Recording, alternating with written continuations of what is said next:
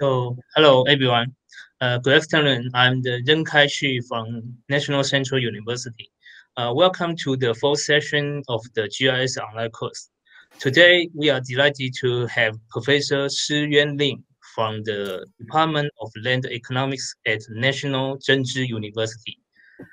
Professor Lin's main research expertise lies in the remote sensing, photogrammetry, and the spatial information application. His research result covers a wide range of the topics, demonstrating his versatile capabilities, from the slope monitoring to the water footprint, and the more specifically Martian topographic data.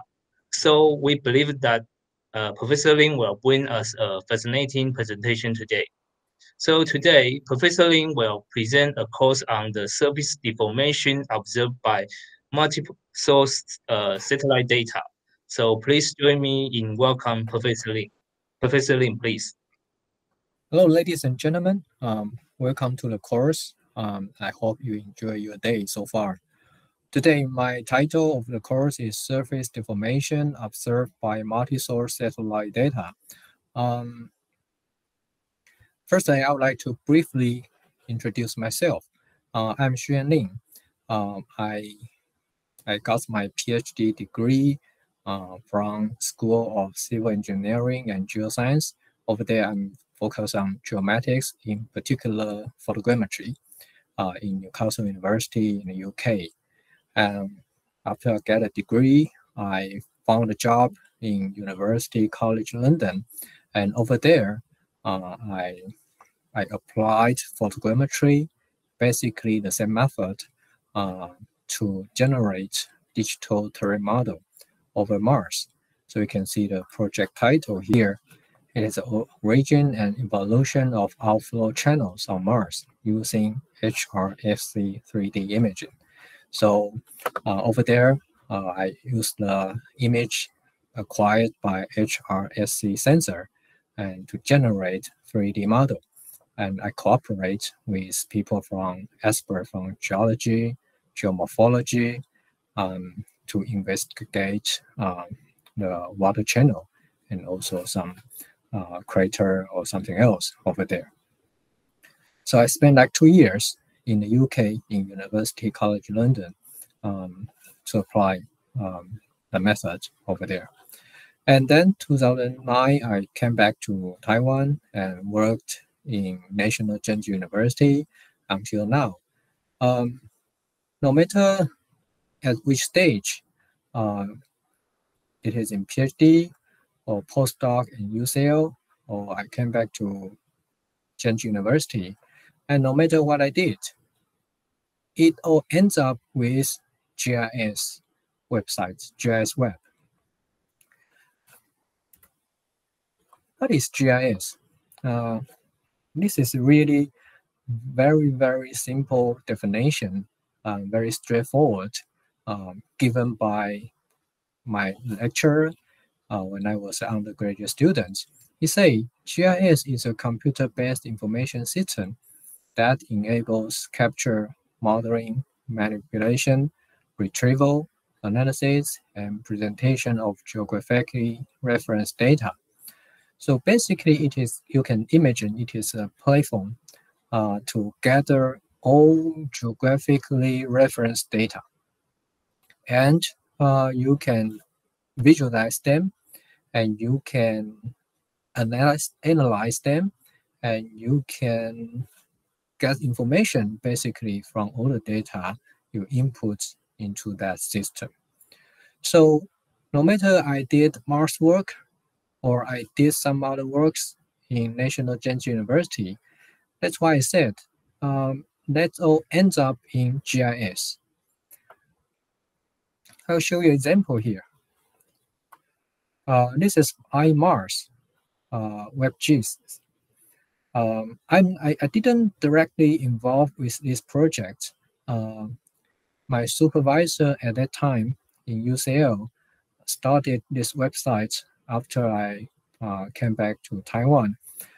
This iMars is a WebGIS, and you can see the data displayed here is Mars topography. And you can see this is a channel, and you can see there's a volcano over here, and with different kind of setting, different kind of data sets, and zoom in, zoom out, very basic function of any GIS system. You can visualize the data, and you can even download the data. You can manipulate, zoom in, zoom out, and to visualize, to investigate the data you need. So what I did over there is generate topographic data. And if you want to share with other scientists, if you want to share with public domain, if you want to listen to what their feedback, in the end, you always need to put your data onto a WebGIS like this. So after they put our product into the system, they start to distribute the websites to schools, no matter it is elementary school, high school, university, or even research institutes, to help people and people whose background, no matter it is geomatics or planetary science or no any background about the planetary, they can all enjoy watching the data and playing around the data. So this is the power of GIS. In particular, this is through the web, so everyone can access to the data. I don't know what it is fine, as long as you have a web connection and you can visualize them and you can look more into this data set. And after I came back to Taiwan, I also kind of left Mars and joined another group, which is the indigenous tribes. What I did a couple of years ago, I cooperate with indigenous people, try to work with them to identify their traditional territory. So what is traditional territory? As we know, Taiwan was, they lived in Taiwan for many, many years. Indigenous people live in Taiwan for many years. And before, now we say we came to Taiwan, they already have their own working environment. They have their own hunting area. They have their own agricultural area. So that is what they called traditional territory. So for each tribe, they have their own traditional territory. Their forefather knows where they should hunt. They don't go to other people's territory. They don't go doing farming. They don't go hunting. They don't find water across the broad of territory. So they need to identify, nowadays, they want to track back what is the boundary of their traditional territory. So we cooperate and try to introduce some technique, as you see here, GIS. People, they use mobile phone and some GPS identifier and to locate the area like this. So when they identify this is their traditional territory and this is for hunting, and then they make a note and input into this system. So they can distribute this data to other groups, to the government, to other tribes to say, this is our traditional territory and this is our traditional territory. So this becomes a website, this becomes an interface to help indigenous people to digitally document their old place. So here you can see again, we use GIS to help them to collect the data. And more importantly, they can use the WebGIS to visualize the data. So once you zoom in, you can see how many points or how many rivers, how large the area they already recognize, they already put the attributes to describe the story behind the point here. So this is what we did a couple of years ago to establish the traditional territory. So that's why I said, no matter what I did, in the end, they all ends up in WebGIS. These are two examples. What I want to say, GIS is really a powerful, no matter what is the topic you have been doing, it ends up in GIS will be a very powerful weapon to help you to distribute your data, to share your information with others.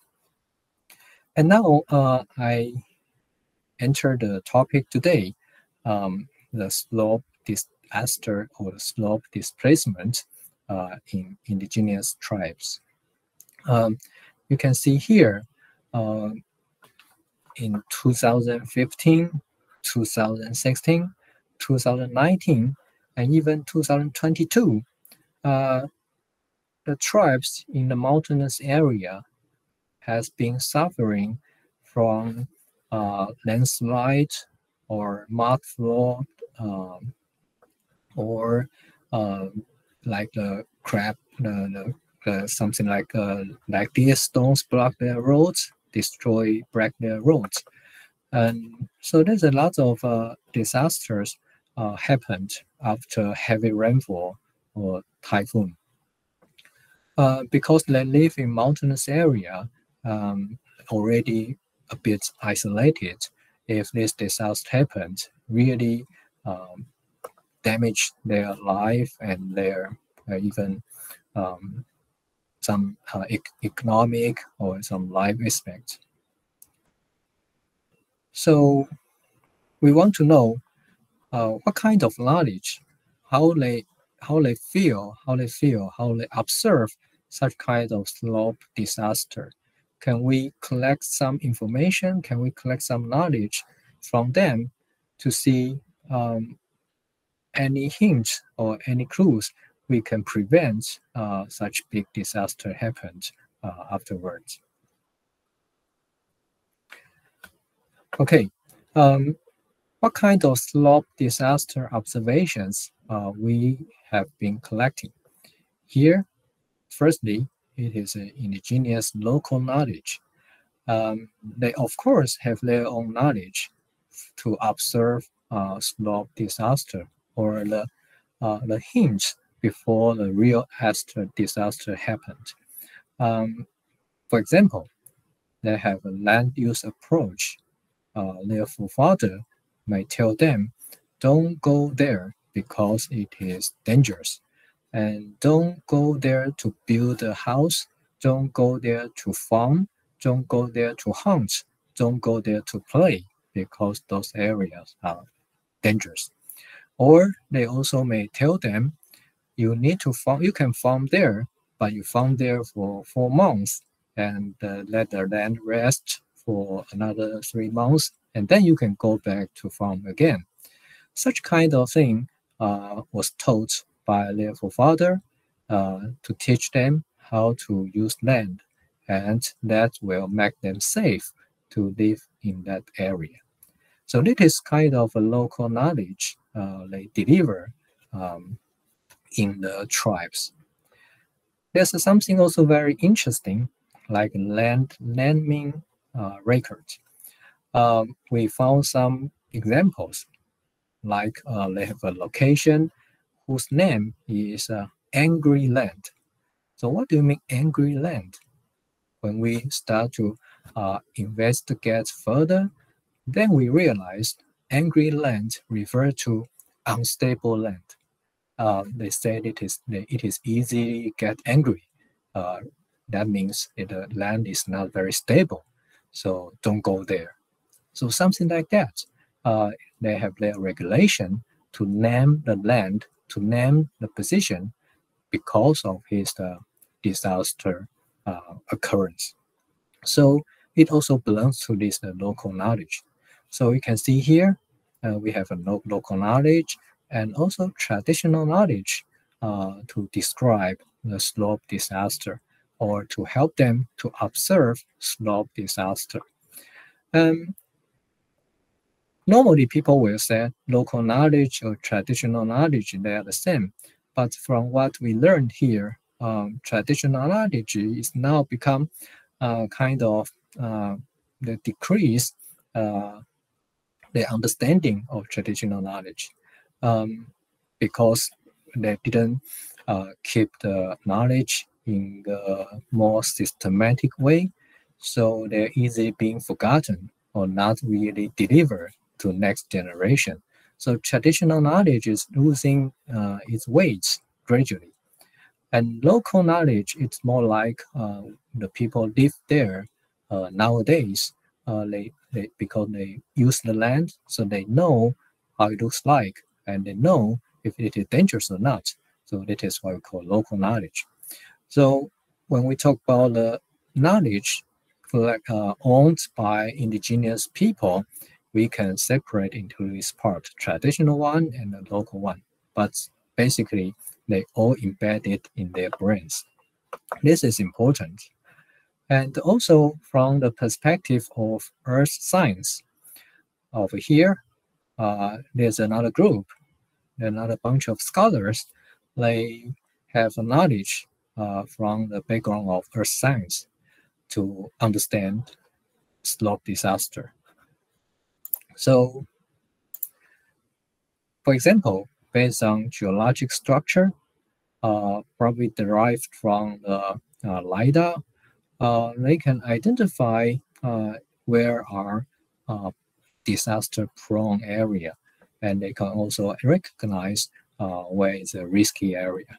And also based on terrain features, if there's some features, they see some features in the maps or on the sites, and then they can recognize it is a dangerous area, risky area. So this is from the perspective of earth science. They have their own knowledge. And so for people like me, major in geomatics, we have our own technique, we have our own approach to observe slope disaster.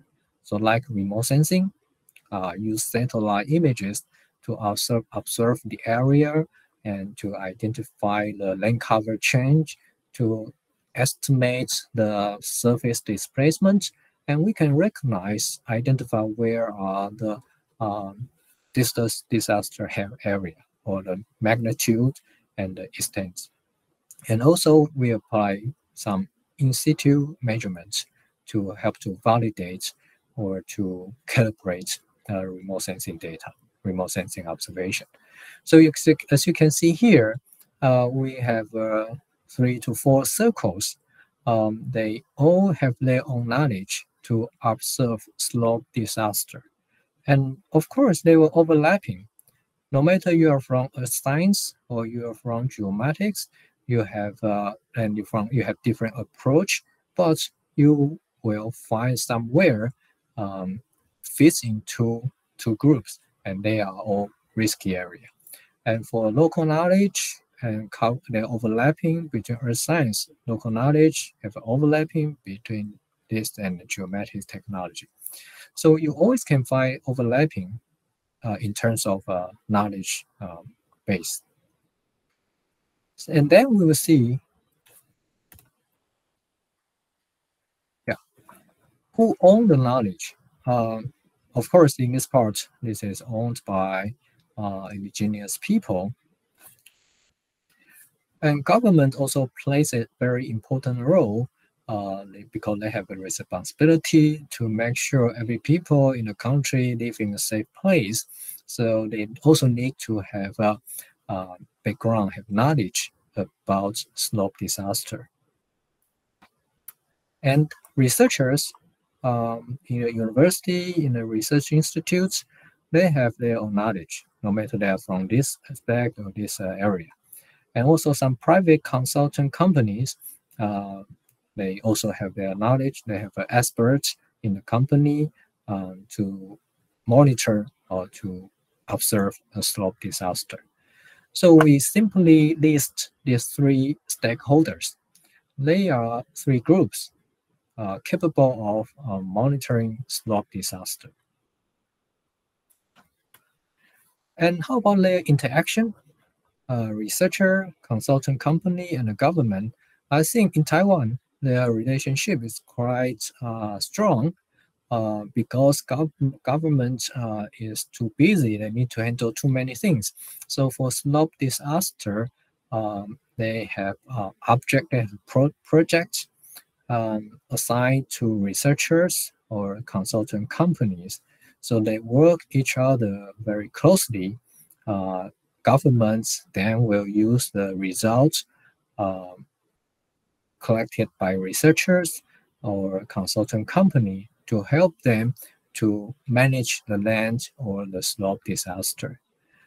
And researchers or consultant company also have some open data, also have some requirements from the government and try to develop new methods or to modify the approach to fit to different environment, different conditions, and try to do better in the slope disaster observations. So the relationship between government and researchers, consultant company, is very strong. And how about this? Researchers and indigenous people. I don't know. Do they talk each other? I'm not quite sure. So here's a question mark here. When I enter this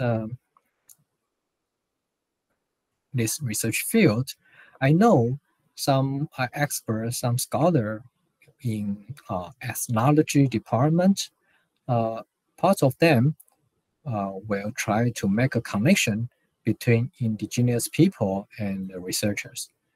Okay, but other than that, from what's my observation, there's a very loose connection between researchers, consulting company, and indigenous people. Okay, so this is some gap over here. How about here? Indigenous people and government, do they have any common connections in the aspect of slope disaster observation or the knowledge? I also put another question mark here.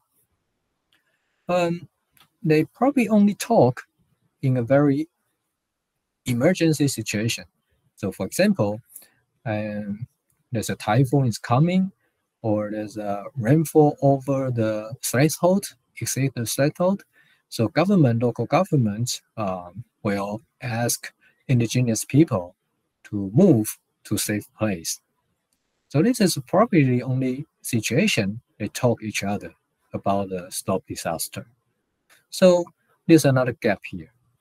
And then we realize it is really a pity because indigenous people, they live locally.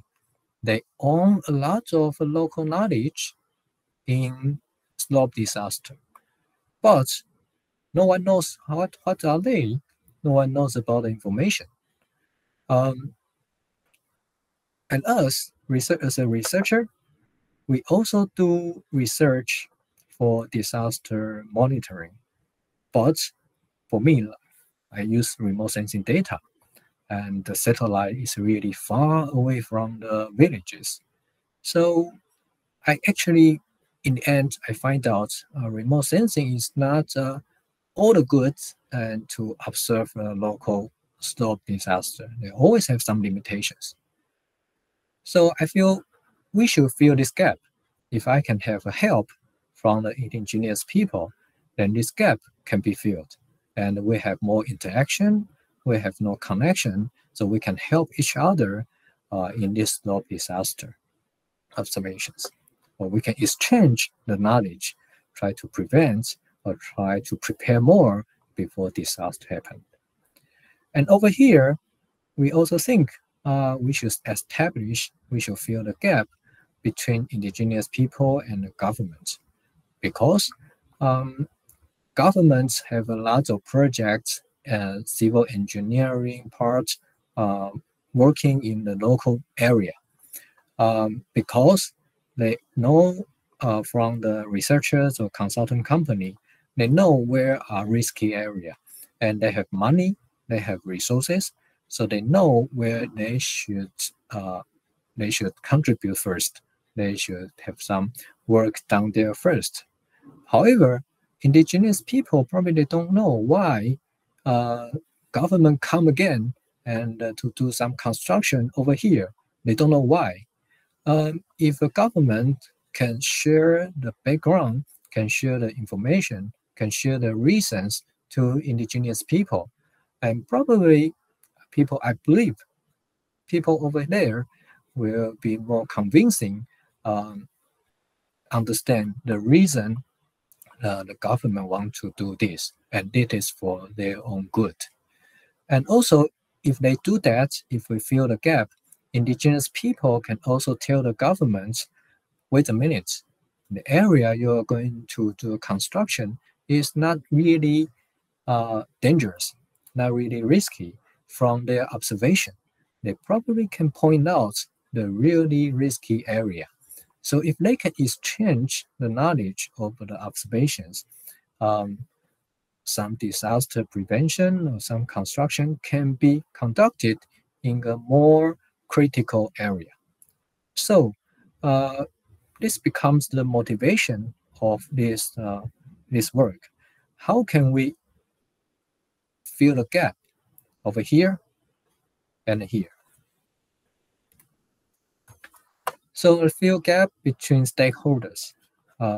We try to use some open data from the government, and here is the key point.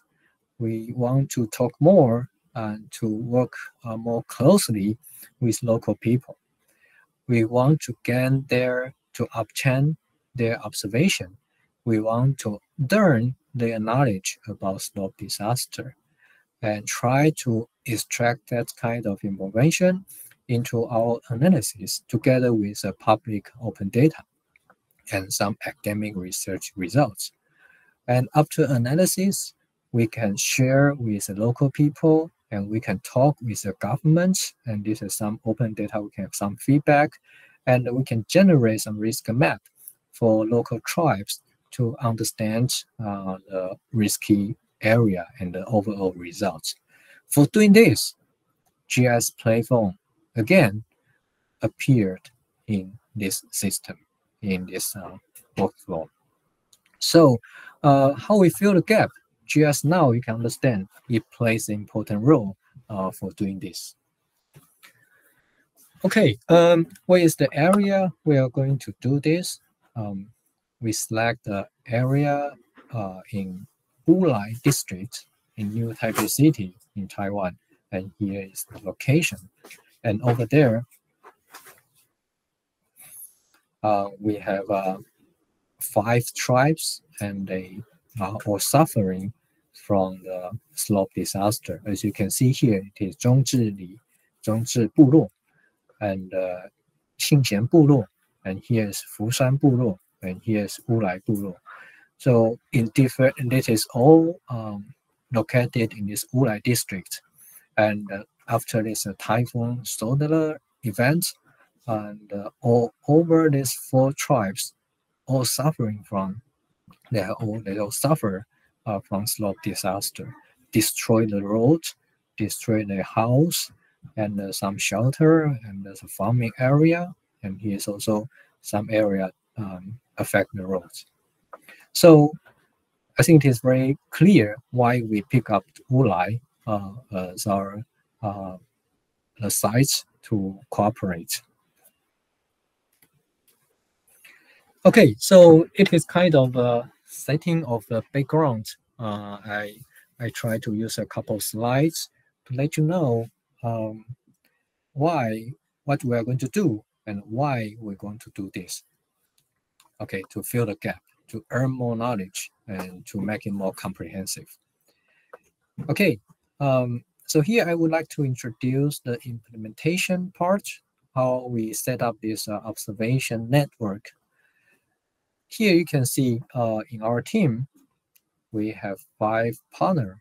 The first one is myself in National Defense University, and another one in National Defense University, and it is it is interesting. We also find this private company want to contribute their work into this project, Sinotech consultant company. And here it is Internet of Things sensor. This is a self-worker. This is a maker. And we have Wulai Local Association. So in this team, we have 5 partners. And over here, it is a diagram to show the network. The slope here, you can see it is represent the slope in the area in Wulai district. And we see some failure type like this, failure of entire hillside, or some cut slope failure, or some regressive failure from below. So basically, we have different types of, or here also failure of hillside above roads, and then you will destroy the road. So we have different types of failure, slope disaster happened in this area. So how we monitor, how we observe such kind of different types of failure? Firstly, we use satellite image, and here in my group, we use SAR data to monitor the area. Why do we use SAR? Because it covers large area, and we can do it in a long-term period, so we can basically control to understand the basic displacement information over this area. I will introduce more later. And locally, we set up corner reflector. As you already know, in a mountainous area, there are many trees, and environmental condition is not always ideal for SAR monitoring. So for some area, we also set up the corner reflector, try to make some strong signal reflection for SAR to do the monitoring. So locally, we set up the corner reflector. So this is a package, SAR together with a corner reflector. And then you can see there's an Internet of Things sensor, IoT. So where are IoTs? We can see IoT here, IoT here. It's just some area after carefully selection. We think it is worthwhile setting up IoT sensors, and IoT sensors will continuously send the data back to us. Then we can observe, we can understand some parameters over the area. Okay, so locally we install IoT sensors.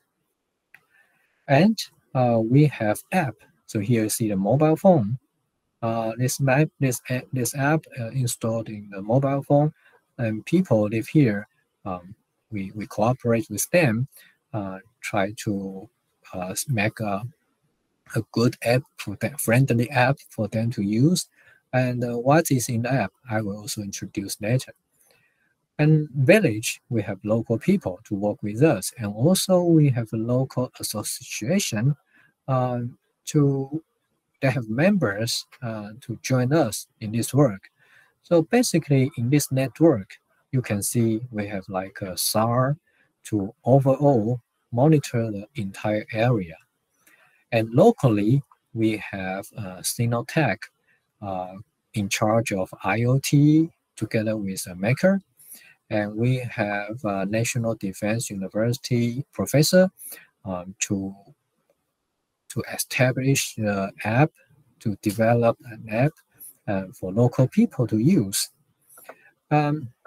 So we have like a static and dynamic observation covering overall area and also local area. So this is the observation network we established in this project.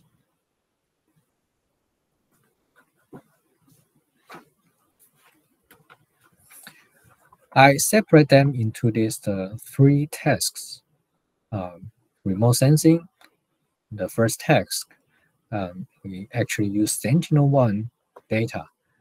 The approach, multi-temporal INSAR analysis, so we can see the trend of displacement. To help this working well, we set up corner reflector on site. So the first task is a remote sensing part. And the second part is a local observation. We have an IoT sensor network set up on site. And we also have observation reports applications on mobile phone. So local people use this one. And his IoT sensor, they statically install on site to continue send the data. And the third task is GIS platform. Integration of all observations. This is one of the main functions of this GIS platform. So again, I try to emphasize GIS is really important for collecting all the data sets, all the observations. And after we integrate, collect all the data, GIS helps us to extract hazard risk. So where is the risky area? This is after analysis, we have so many data, and we need to have some. We need to carefully extract the risk area. And GIS in the end also reports to government and local people to inform them where are risky area. So observation task, I separated them into 3 parts. Now I will introduce one by one. I divided into this, for the local observation, I divided into IoT and mobile phone app. So we have totally 4 tasks. And firstly, remote sensing. Yeah, I believe in the course, last one, Professor Tseng also introduced this INSAR observation to you. So here I can just briefly introduce this interferometry synthetic aperture radar. So this is the analysis method based on SAR. I can generate a deformation map like this. So in this case, after interferometry processing, we understand here is the displacement substance area. We can know where it is. And from the estimation result, we also can see the magnitude of the substance. So this is a good tool to help us monitor a large area to find out where are risky area.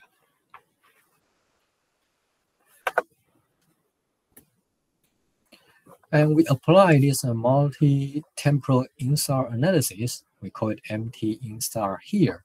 After Typhoon Southerner, it came in 2015. I'll try to explain a bit more about these results. Firstly, you see this red to green color bar. Red represents substance. So if you see red spots here, that means substance occurred during the observation period, which is 2015 August to September of 2016, about 1 year time. So if you see red area, it is substance area. If you see there's a green part, it's stable. So nothing happened over there. So after the typhoon come in August 2015. And after you go, we continuously monitor the stability of the slope here. And we can find some area still subside after the typhoon. Here, we see some red spots here. And site 1 and site 2, we do investigation of the trend of displacement. So no matter in site 1 or site 2, we can see along the time, it continuous substance happened. Okay, so continuous substance happened between August of 15 to September 2016. So this becomes an important hint for us to pay attention for such kind of area, because after the rainfall, the water still retain in the soil. So probably this is some reason. This is one of the reasons to make this area still unstable. So this is the information we can collect from the INSAR analysis. How about now? Because that typhoon happened like 8 years ago. What happened now? So we continue to use the Sentinel-1 image and to do the analysis from August 2019 to May 2021. Again, you see the dots in different color. If it is green, it means stable. If it is red, substance. If it is blue, there's an uplift. So over here, you see there's a substance area. Substance happened here. So we look into the time series displacement. We'll see that it's unstable. And over here, in particular, over here, it is a big substance happened. So we can check where it is and also when it is. And over here, we see it as a yellowish color.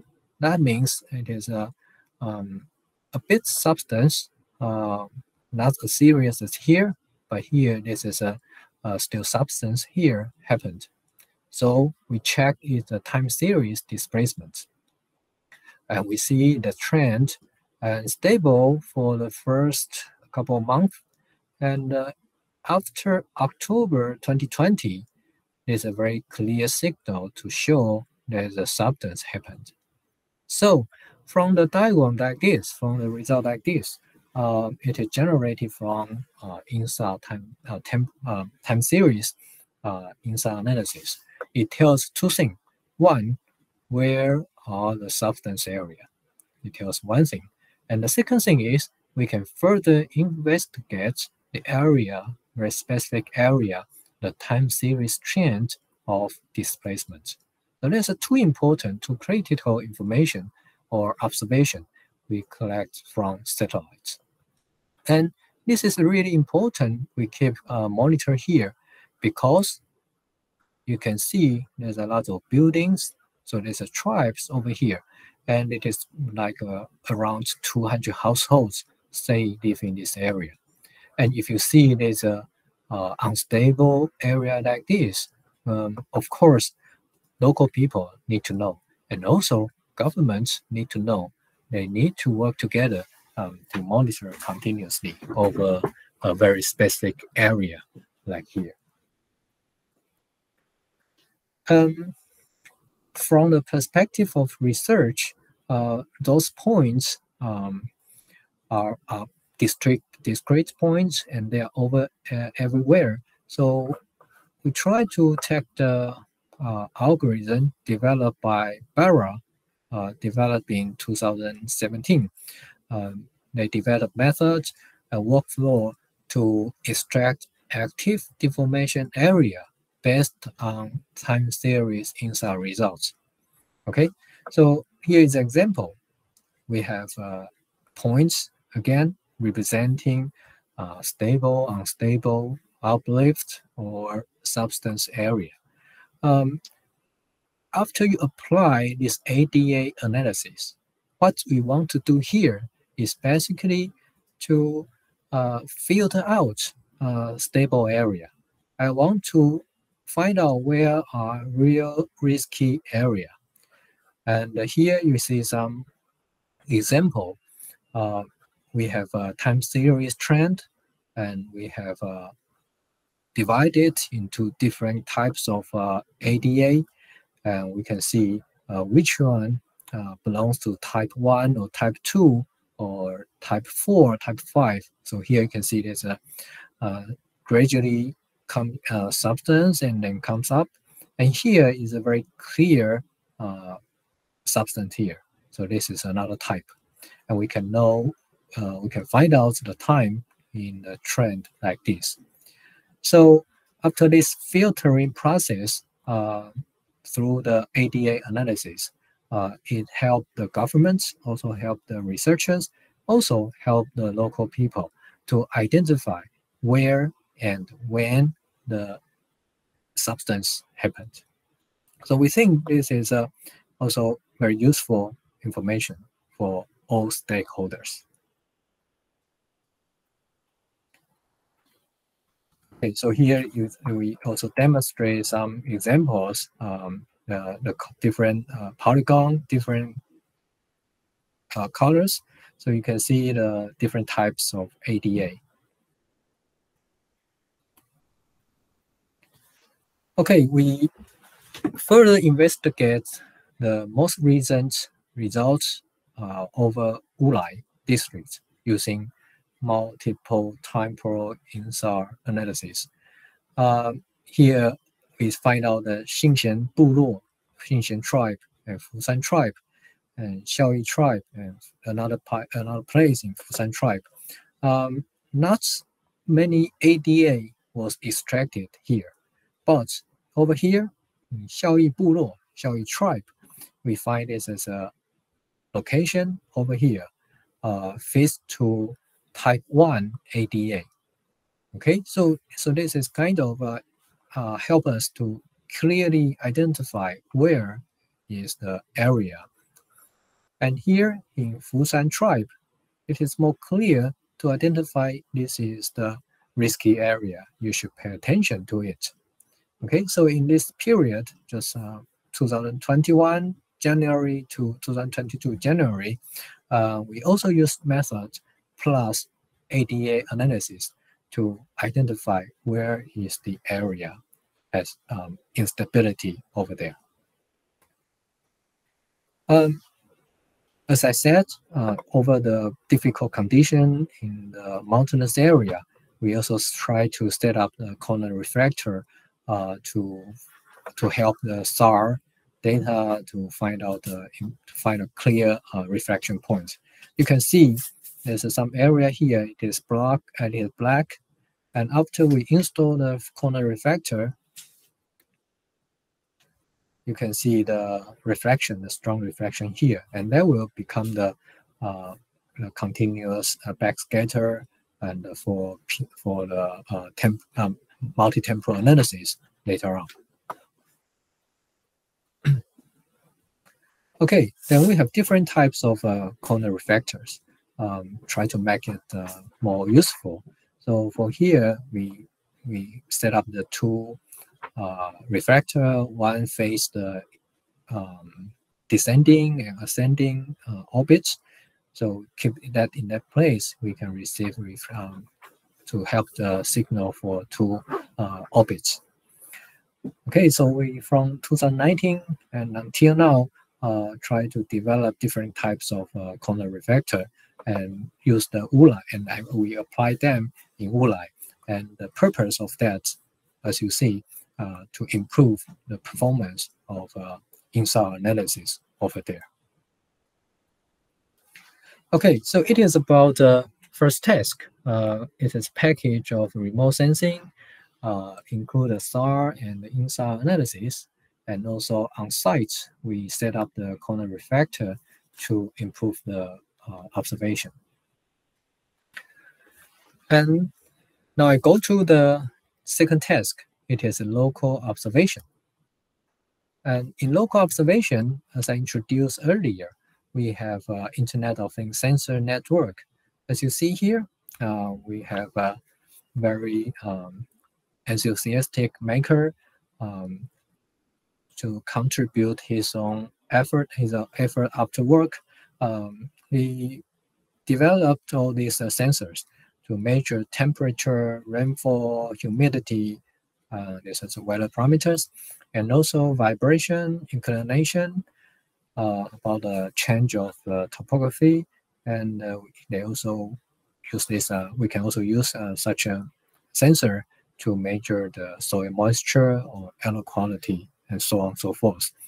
And this is a comprehensive package, and we actually continues to develop more sensor or to improve the sensors. And here you can see the screen. Here shows what we see on our mobile phone or on pad or on laptop, and we continuously get the inclination or acceleration from the sensors, and also some weather parameters, temperature, humidity, and over Wulai area. And this is important because, as you know,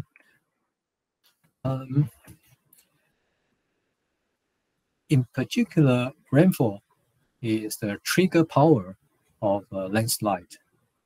So if it is a heavy rainfall locally and make the soil increase the soil moisture, and we also observe displacement in SAR analysis, and then if all that happened, then we will say those areas is a really risky area.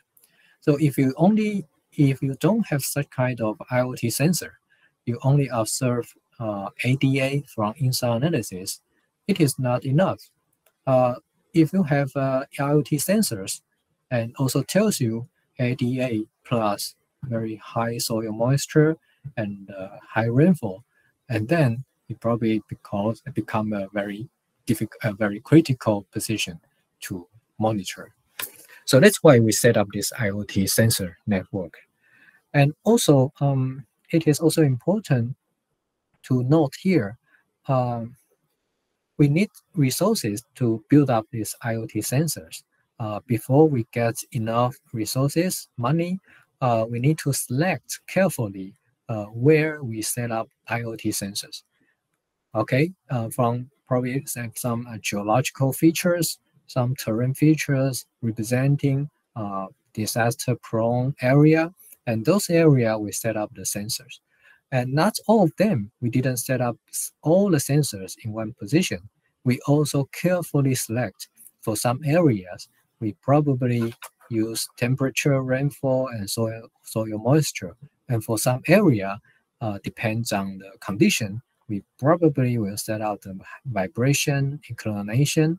So it is a full package, but that doesn't mean we apply all of them into one site. So it is kind of a combination, depends on different condition. So this is what I want to note it here.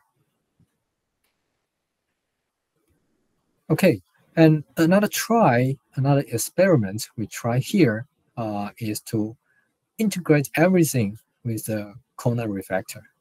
So it is a testing site in my campus. Here you can see the corner reflector and facing the ascending orbits for Sentinel-1. And here's another corner reflectors facing the descending orbits of Sentinel-1. And with this reflector, we see the after the INSAR analysis, and we check the time series of a trend of displacement, and you can see it is stable through the time. And because we also install video camera, GNSS, and rainfall, and also soil moisture, temperature, humidity here. So during the time it is monitored, we can together get all the information collected by IoT sensors. And also we know its displacements through the INSAR analysis. So this combination, we think it is very ideal to collect like a full package of what happened over this area. And also GNSS is important signal we want to collect here because we get a three-dimension displacement. Actually, I should say GNSS collect 3D coordinates continuously of these points, and through the analysis, we can estimate the displacement horizontally and also vertically, and that can compare or validate the results we get from inside. So such kind of setting is an ideal set we want to do. We are trying to achieve that, which is called intelligence corner refractor here. Okay, once it is done, we can have near real-time and integrated observations. They can display in your mobile phone, in your pad, and we have a corner refractor together with the information, together with the data collected by different sensors. And local observation derived from IoT sensors were transmitted to the GIS database through 4G or Wi-Fi connections. Okay, so you can observe all the data sets, all the observations in different platforms. Okay, so it is all included in the GIS database. We try to collect it here. Okay, so this is the first part. Task 2 refers to local observations. Another part in local observations is actually people with mobile phone. For this work, we go on site to observe what happened over there. We actually find cracking of the retaining wall like this. And over here, we also see the cracking of roads like this. And also here, we can see that. And we also see the leaning trees. And we also see the leaning pole or street lights like this. So all the observation here are actually representing instability of the topography of the terrain surface on site. And this is very important clues, and they are very helpful to identify where are risky area. Okay, so if you see some cracks like this, it is broken by the rock on the uphills here, and it is a landslide, small landslide, and the rock on the top roll down and break the wall on along the road. And also there's rocks, stones distributed along the road here. So basically, you can find out a lot of things like this in Wulai district. And they are all important for us to identify where are they, and they probably refer to risky areas. So we need information. We need to know the sites of all this happened. In addition to the signs we see along the road, along the slope, and we also interview people in Wulai. From what they said, here is the tribes, and they also observe in this area. It is also not unstable because along the road they can see stones, they can see leaning trees, something like that. So from what they say, it is still unstable over the area. And this is in particular important because down here, it is a tourist attraction point. Okay, so here lots of people, no matter local people doing business here, or lots of tourists visit here in the weekend. So it's very important to understand, to monitor the instability over here. And over here, you can see this is a road, and there's a landslide happened, and it continuously damaged the road, and that blocked the people live up there, and they go down to school or to their store. So this is another part. They during the interview, they said it is still unstable and cause problems to their daily life. So for such kind of local observation, how can we collect the data? Our group of the member, one of member developed an application installed on mobile phone for reporting observations. So here is the demonstration. Okay, you can see this is an interface installed in their mobile phone. If they find there's a cracking of the wall, they can simply press this icon, and after press the icon, and we ask them to take photo, and also we will also find the location based on the GIS system installed in the mobile phone. So through this, you can also see there's a voice to remind you where it is, and to document and to make a record. So all the data.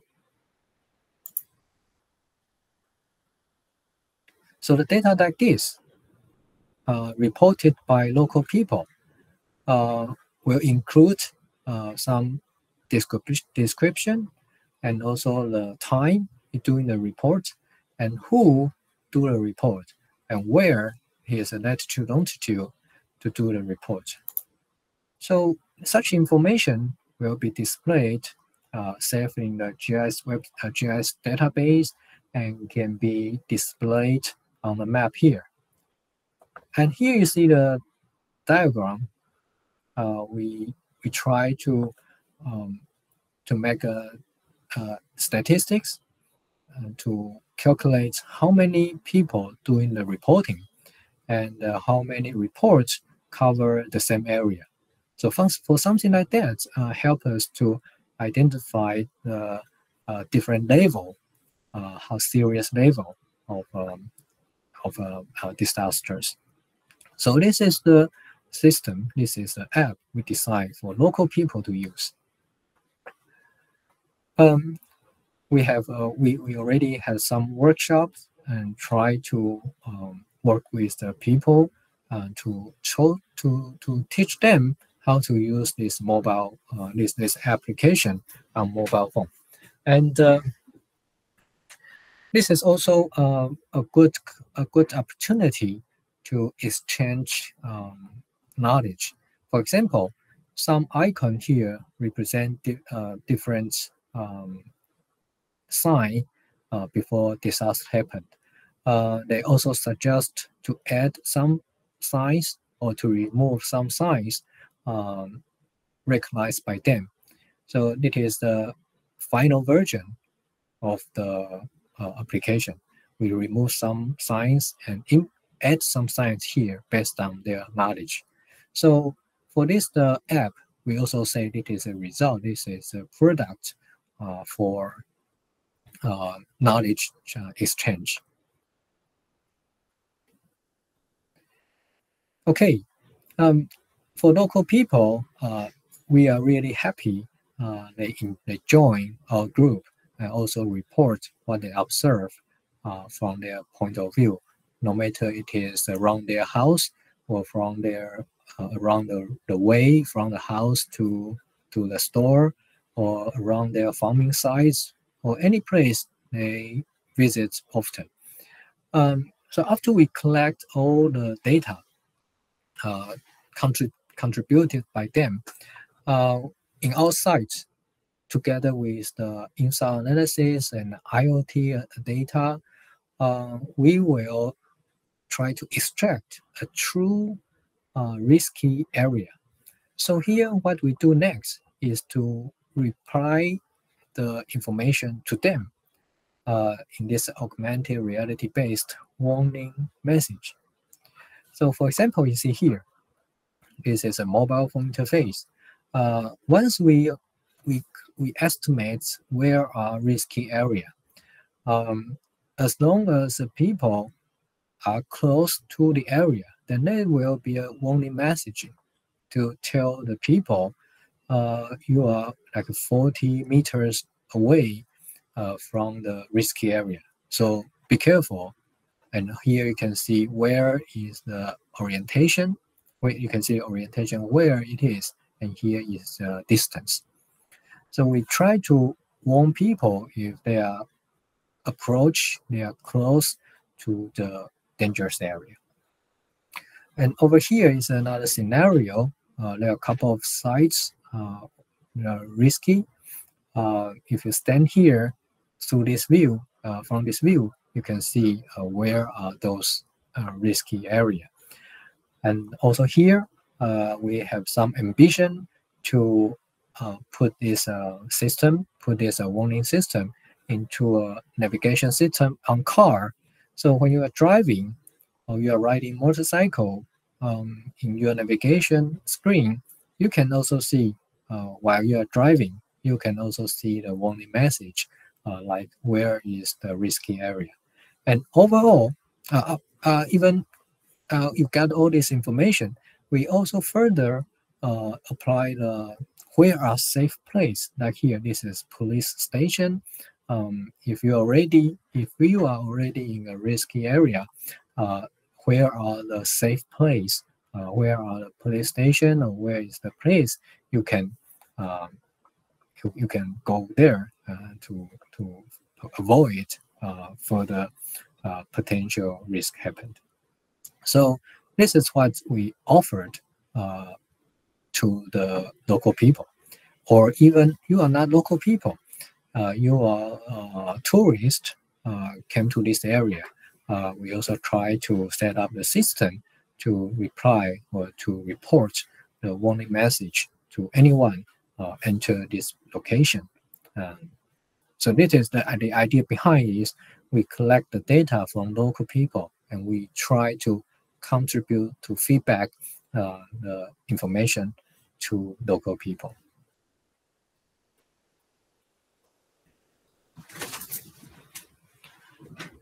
Okay, the final part, it is the integrated WebGIS platform. For the interface here, I think you can clearly identify what WebGIS can do. Firstly, it is for data visualization. No matter the data is from the INSAR analysis, or so you can see here the INSAR displacement trend, or the data collected by IoT sensors, or the data reported by local people. They can all be displayed in the WebGIS over here. So for data visualization, this is the first thing, very straightforward, can be implemented. The next thing is extraction of true risks. So I think this is a very challenging work. Once you collect all the data, how can we judge, how can we extract true risks? For IoT sensors, they give you the inclination, they give you the rainfall. Do you want to mix that part, you integrate that part with the INSAR analysis? And what is the principles, what is the mechanism behind that to extract true information? And then you also have a report from local people. How reliable are those reporting notes? So we need to also set up, we also need to build up the algorithm, a method to really filter out noise and to get true risk. So that is why I said extraction of true risk based on all the information we collected here. So once we do this extraction of true risks, and we can list disaster-prone area. Okay, so where it is and also when it is risky. And we will generate regularly, probably monthly reports. Okay, and to tell the local people some formal reports to let them know what the current situation is. And this monthly report will also provide it to, we also will provide this monthly report to local governments for them to understand the disaster monthly. And not only regular monthly reports for some typhoon season, some special temporal time, we will also generate reports to help local people, to help local governments to more intensely understand the situation. And the last part is this WebGIS is to send warning message. So we send out the message to people close to the risky area, or they are in this direction. They are going to approach this risky area. So we try to warn them, don't go further, something like that. So this is WebGIS. In the end, integrates all the data and do the analysis and to contribute to local people. And one of the products we try to generate regularly is this security map. Here we have the tribe, the area of the tribe, and we might divide it into 4 levels. Risky and safe, depends on the information, depends on all the data we collected for last month. Okay, so we use the color so we can see which tribe has some warning message for the last month to let the people know the situation monthly. In this map, we also try to use the local language, to use their own language, not Mandarin, but their own language to generate this map. Okay, so what the purpose of that is some naming regulation or some education purpose. They can use their own language, probably it is more close to what they can understand through their own local knowledge. Okay, so this is another design in this security map. And this map, we also try to decide for different groups. For example, for elderly, it will be really simplified version. For elementary school students, there will be another version. So that is, we try to find a different audience, and based on the same data, we represent them in different maps with different content to help them gradually and also really get involved with the environment disaster over here.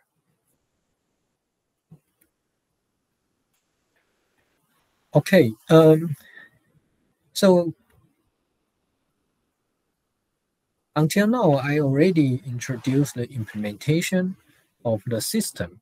So how we collect all the disaster observations, and we also emphasize the functions for GIS to work with all the data we collected.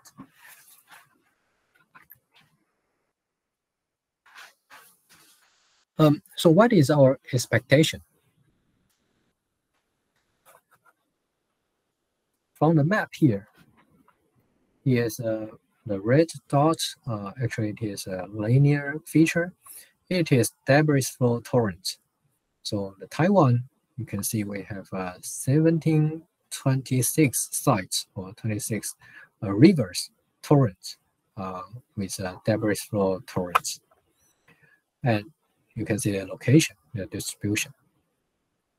And the second one, the yellow dots represent the large-scale landslide. So the potential large-scale landslide distribution. Okay, so they are all located in mountainous area.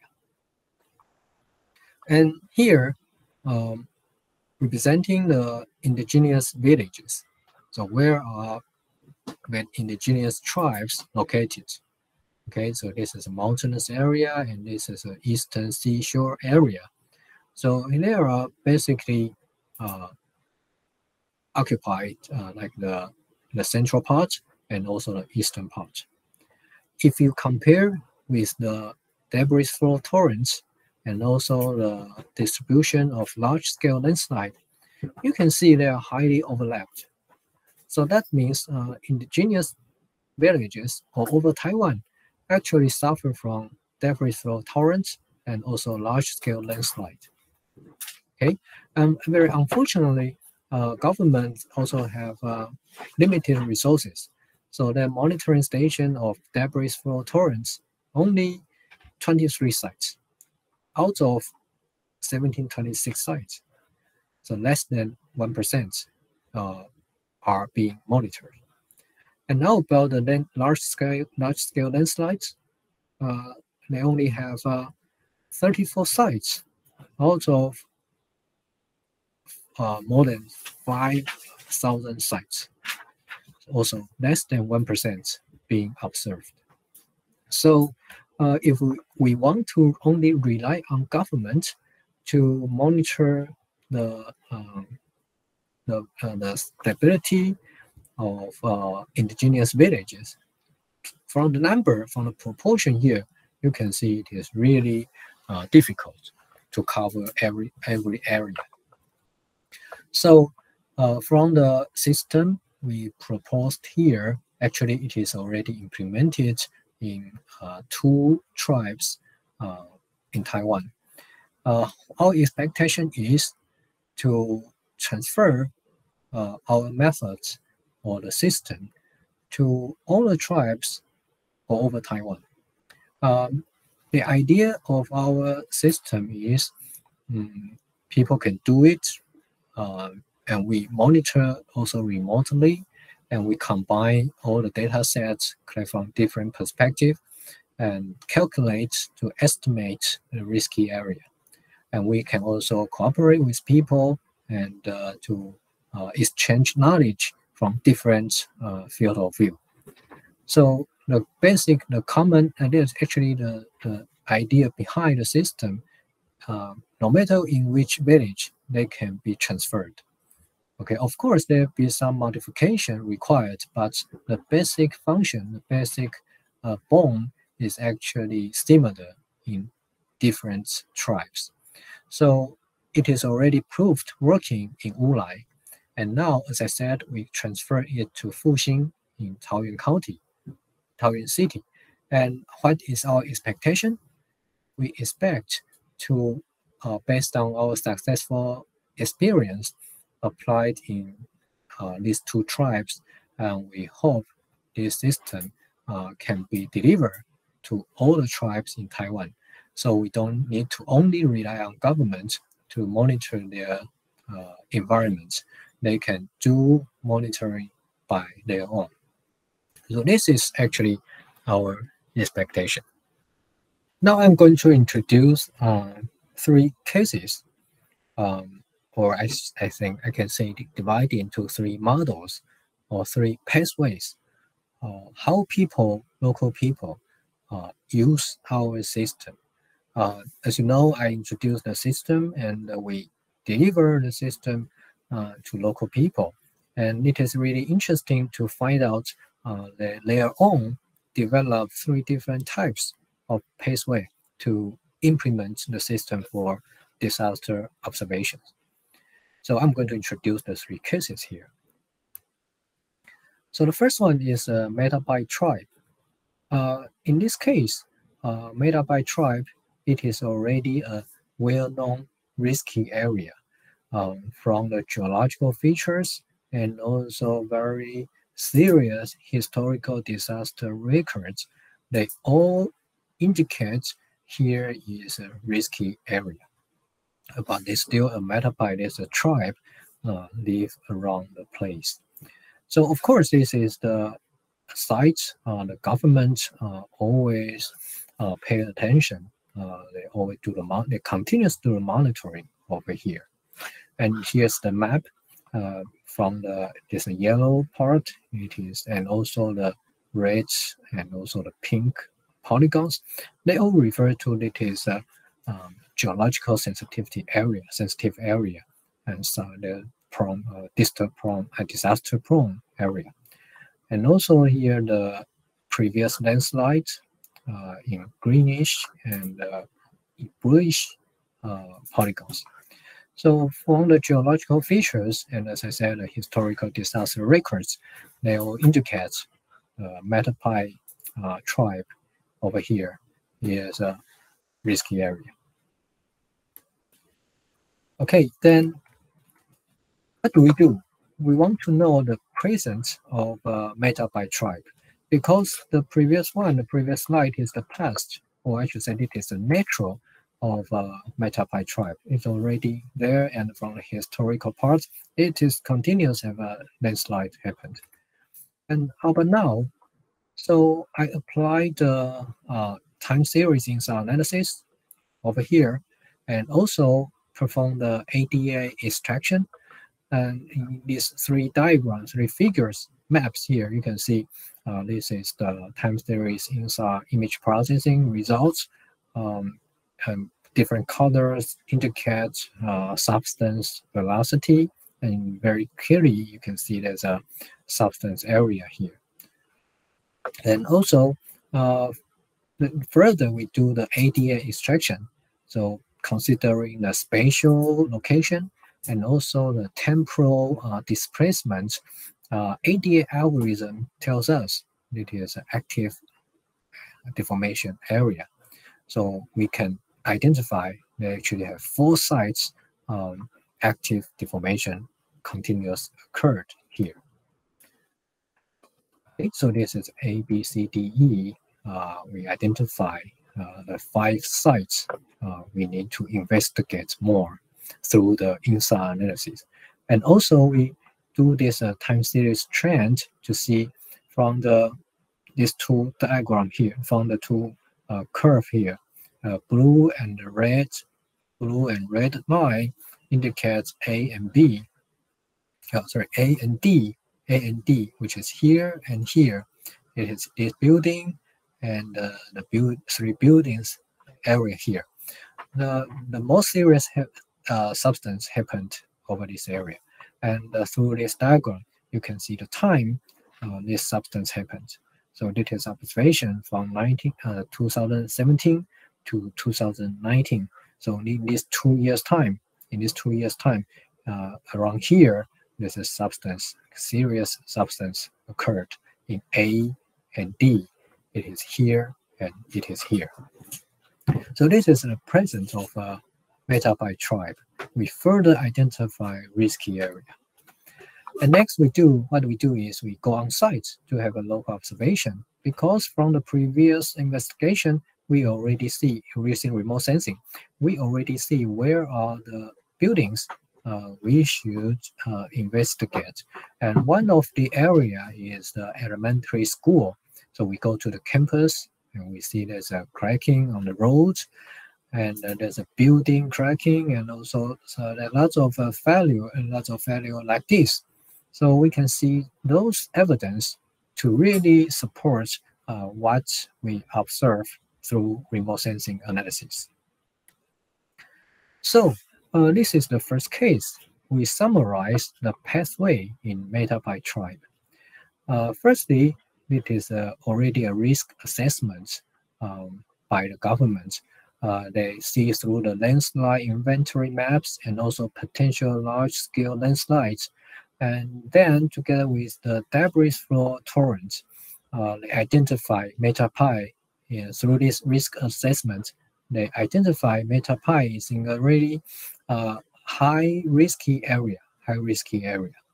So this is already known by the government. And then we use remote sensing analysis, INSAR analysis, to look into the current slope stability. And we find out that still 2 sites has a very serious substance. And we go on site to do the investigation, and we interview the teacher in the elementary school, and also the people in the village, and to confirm what we observe on remote sensing data is actually corresponding to what we observe on site. So this is what we call the pathway about the disaster observation. Start from already known risk assessment result and remote sensing to understand the current situation. And then from that, we find out the area we should pay attention, then we go on site to investigate and to interview.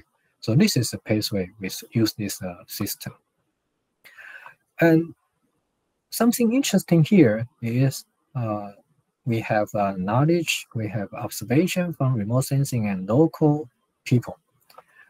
It is good. We have good agreement. What we find risky, they also agree it is a risky area.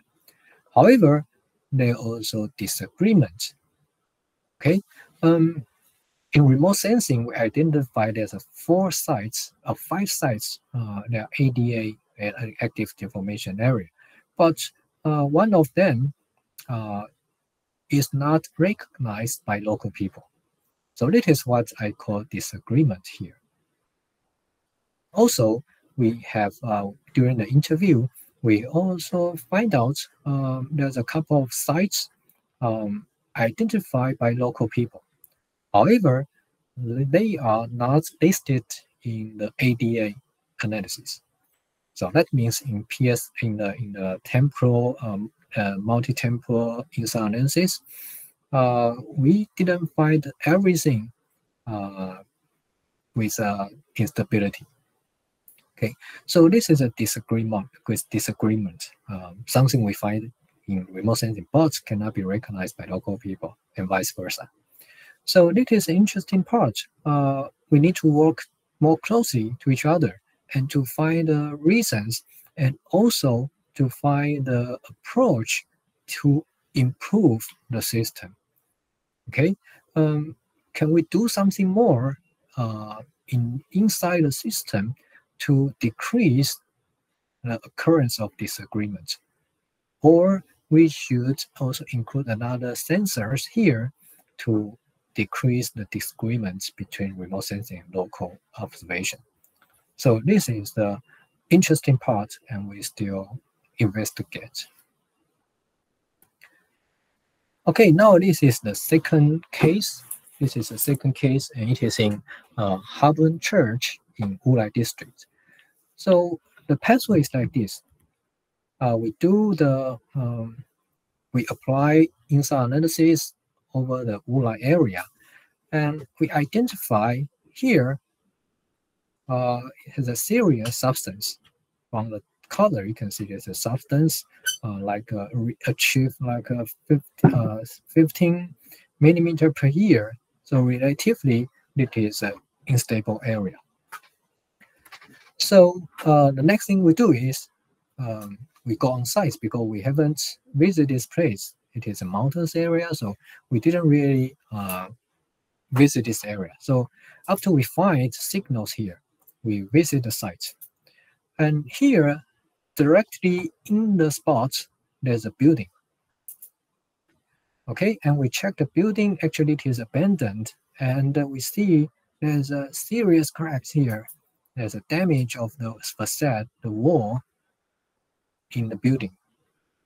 And if we look into the inside part of the building, you can see the damage of the wall. And actually, it's damage all over the house. So you can see also the breaking wall here. So to some extent, we are excited because we didn't expect remote sensing can clearly identify here is a risky or unstable area.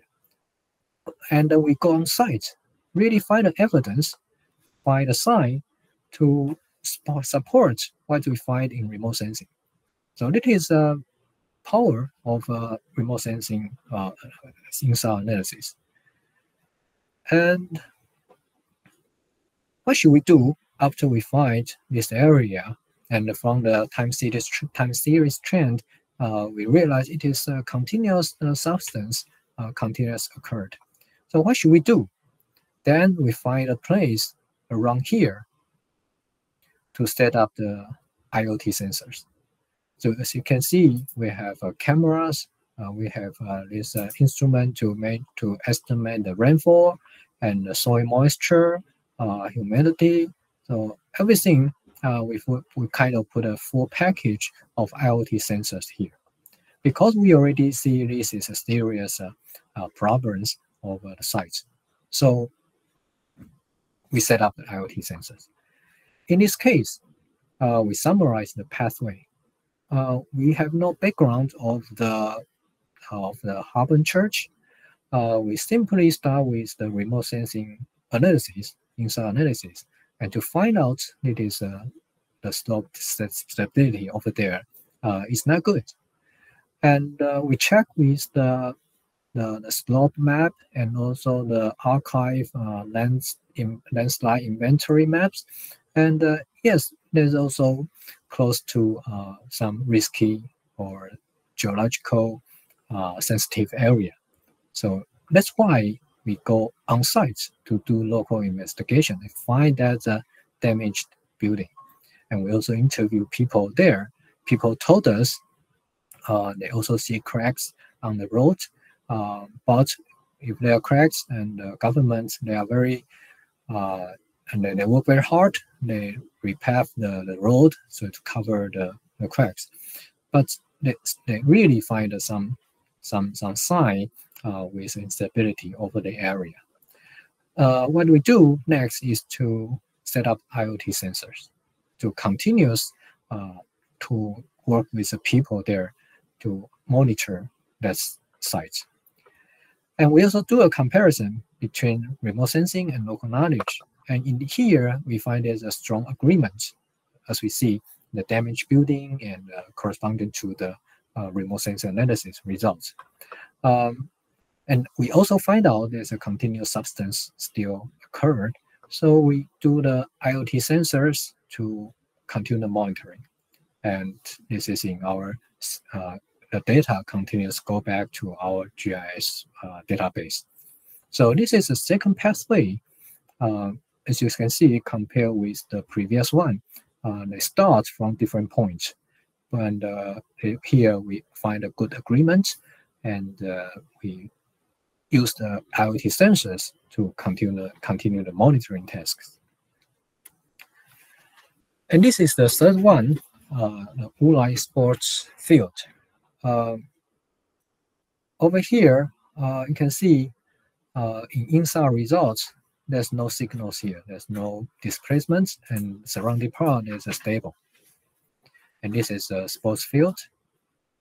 However, local people told us something wrong with the basement of the building around the sports field.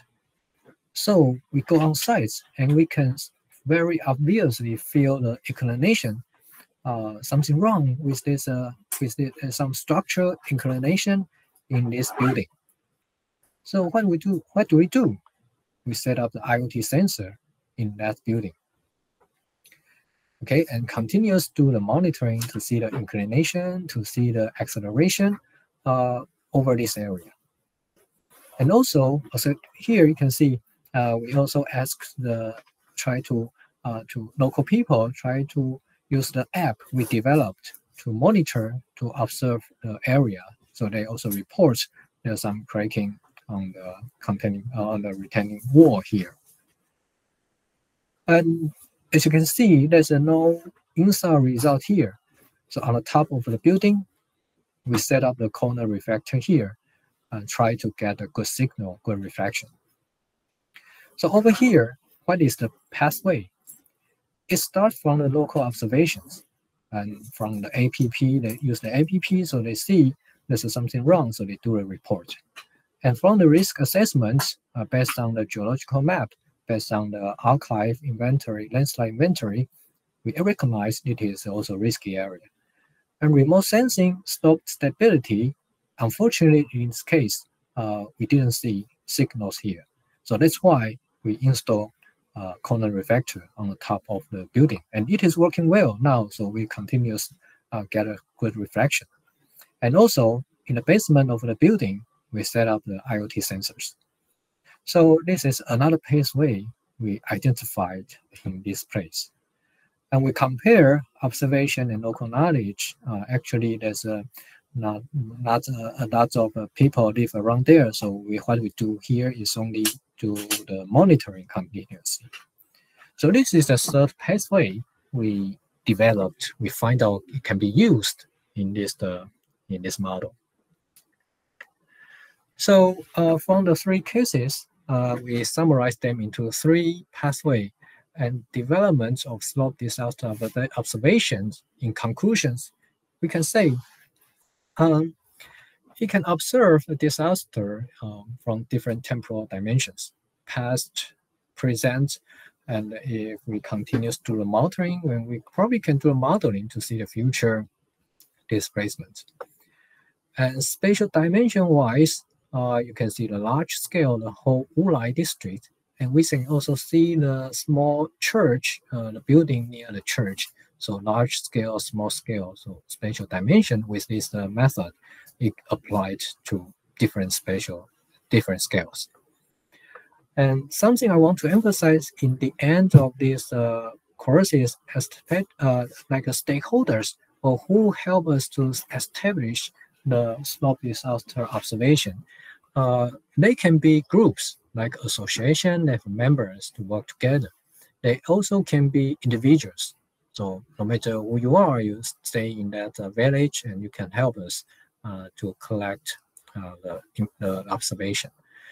And also, no matter you are from the tribes or you are only the tourist and you visit the area, non-tribes, you didn't live there, you can also join the monitoring to collect the slope disaster observations. So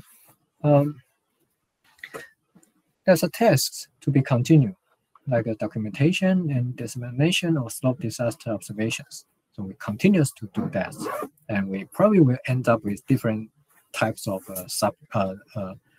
models or pathway. And also establishment of contemporary slope disaster knowledge and comparison with traditional knowledge. This is the exchange knowledge in different perspectives, and no matter where it is, and no matter who owns the knowledge, we will try to establish the connection and to do a comparison. The purpose is to improve the overall knowledge in slope disaster. Okay, I think the second part, I use the three cases and to summarize with the three pathway. And it will continue to grow up and to probably develop more different models. And I will let you know if you're interested. And for now, I would like to thank you for joining us for the course. Thank you. Okay, I see a question like the old observation network and the new observation network. Should we rebuild it or to use the old one? I try to answer this one because I should say luckily we don't have old system in the case here. However, we also realize there's even with a new system, a new technique involved in the system, try to do the observation, we still have a lot of limitations. And the limitation is from the, how to say, please don't get me wrong. I'm not blaming anyone. I just want to say, you need time to work with people to use your system, to get involved with your system. So I think no matter it is a new system or old system, as long as you can convince, you can encourage more people to join, it is good system. So from our experience here, we actually try a lot of effort to encourage, try to find people to join us. And our idea is as long as you have more people to join the group, to join the project, then you will become a good system. So this is, I think, what I feel, I experience, and to answer your question. May I answer the last one? Lin Jhih-Fong, please. Okay, so thanks for your great talk, Professor. So I have one question is because you mentioned that the definition of the ADA is based on the phase difference of the radar wave, which means the vertical deformation of the ground. So my question is because the vertical deformation of the ground is not only caused by the movement of the mountain itself, the growth of the leaf in the top side of the tree crown, also the building of the new architecture made by the human, it also causes the vertical deformation, which means it may become the ADA in a satellite this definition system. So how can we solve this question? Because it's possibly not ADA, but we call it as ADA. Okay, yeah, thank you for this one. And ADA actually consider both dimensions. One is spatial and another is temporal. So the basic concept of determination of ADA is it should be continuous happens for a period of time. And you can define how long it is. And also you need to identify the area, how large it is. So yeah, actually I don't have, I also try different setting in parameters adjustment, then you will get different ADA results. So I will not say this is the only parameter setting can get you the most correct result. It always depends on the environment. And you always need to try, consider the true conditions and try different temporal setting and also the spatial-wise setting. And some experiments need to be tried here. Okay, thank you, Professor.